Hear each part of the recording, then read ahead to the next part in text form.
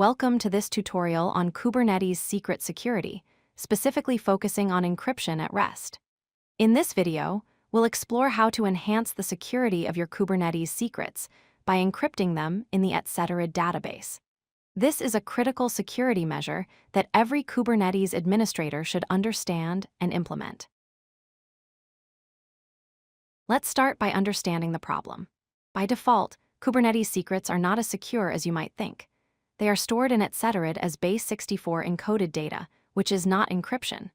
Base64 is simply an encoding format that can be easily decoded.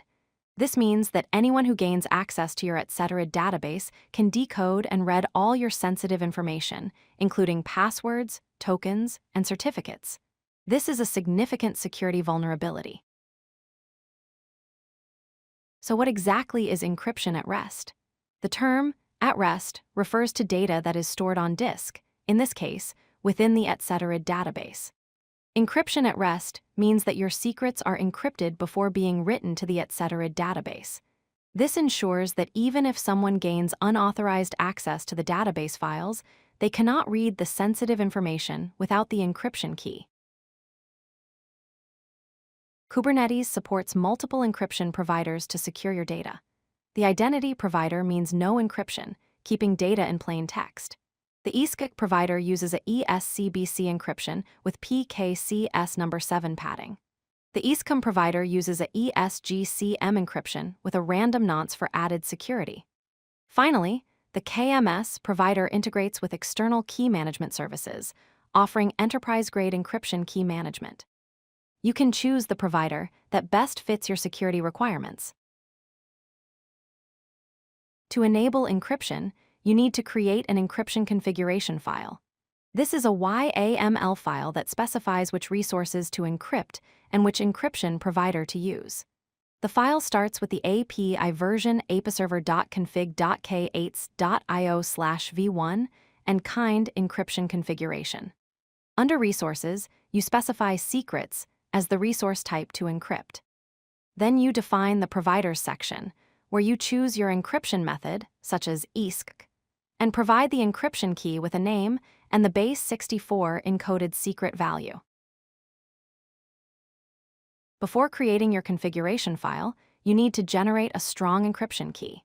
The recommended way is to create a 32-byte random key using the command head -c32/dev/urandom pipe base64. This command reads 32 bytes of random data and encodes it in base64 format.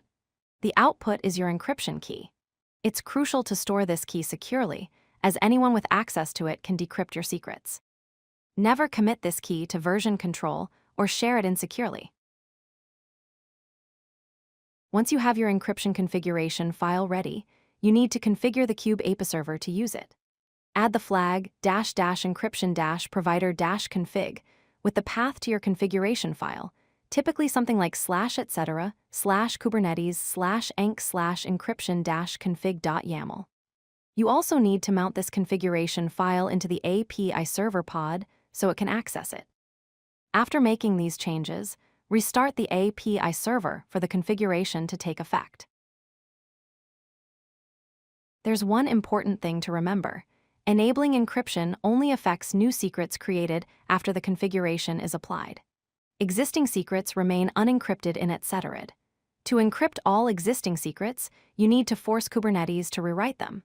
Use the command kubectl get secrets --all -namespaces -o JSON pipe kubectl replace -f-.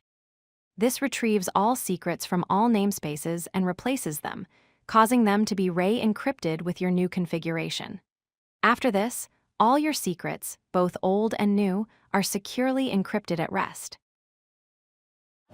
If you like this video, hit that like button and don't forget to subscribe. Visit codelucky.com for more such useful content.